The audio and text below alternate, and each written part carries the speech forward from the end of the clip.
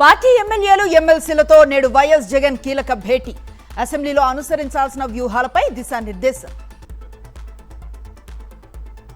మాజీ మంత్రి అంబటి గుంటూరు తరలింపు, గుంటూరు కోర్టులో హాజరుపరిచిన పోలీసులు. అమరావతికి టెండర్లు పిలిచారు, లులుకు ఎందుకు టెండర్లు లేవు? భూముల కేటాయింపులపై సరైన సమాచారం ఇవ్వాల్సిందేనన్న బొత్స. కంపెనీలకు కారు చౌకగా భూముల కేటాయింపుపై మండలిలో వాడివేడి చర్చ. రియల్ ఎస్టేట్ సంస్థలకు భూములు ఎలా ఇస్తారని ప్రశ్నించిన ఎమ్మెల్సీ మాధవరావు. విలువైన భూమిని తక్కువ ధరకు ఎందుకు ఇస్తున్నారు? విశాఖలో భూముల కేటాయింపులపై విమర్శలు వస్తున్నాయన్న వరదు కళ్యాణి.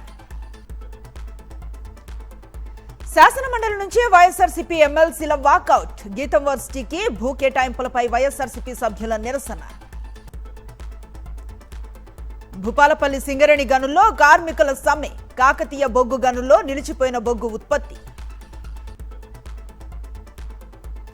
రేపు సుక్మా జిల్లాలో పువర్తి గ్రామంలో మావో హిడ్మా పెద్ద కర్మ. ముందస్తు చర్యలో భాగంగా పువర్తిలో భారీగా భద్రతా బలగాల మోహరింపు. శ్రీకాకుళం జిల్లాలో ప్రభుత్వ విధానాలకు వ్యతిరేకంగా భారీ ర్యాలీ. లేబర్ కోడ్స్ రద్దు చేయాలన్న సిఐటియు నాయకులు. శిథిలావస్థకు శ్రీ సత్యసాయి జిల్లా నల్లచెరువు ప్రభుత్వ పాఠశాల. పైకప్పు పెచ్చులుడి విద్యార్థి రోహిత్ తలకు తీవ్ర గాయాలు. తిరుపతి జిల్లా శ్రీనివాస మంగాపురంలో వైభవంగా బ్రహ్మోత్సవాలు. మోహిని అలంకరణలో పల్లకిపై భక్తులకు అభయం ఇచ్చిన స్వామివారు. ముంబై మున్సిపల్ కార్పొరేషన్ పై ఎగిరిన కాషాయి జెండా. మేయర్గా రీతు తావ్డే, డిప్యూటీగా సంజయ్ ఘాడి బాధ్యతల స్వీకరణ.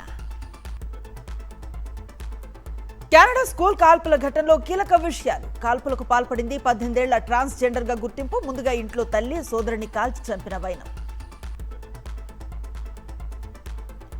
లోక్సభలో విపక్షాల ఆందోళన. స్పీకర్ పోడియం వద్ద విపక్షాల నిరసనలతో లోక్సభ వాయిదా.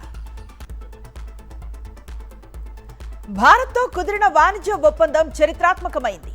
అమెరికా నుంచి బొగ్గు ఎగుమతులు భారీగా పెరుగుతాయన్న ట్రంప్. ఉత్తరప్రదేశ్ కాన్పూర్లో పాదచారులపైకి కారు దూసుకు వెళ్లిన కేసు. కారు నడిపిన పొగాకు వ్యాపారి కుమారుడు శివం అరెస్ట్. టీ20 వరల్డ్ కప్ లో నేడు నేపాల్తో తలపడనున్న ఇటలీ. ముంబై వాంఖడేలో మధ్యాహ్నం 3 గంటలకు పోరు.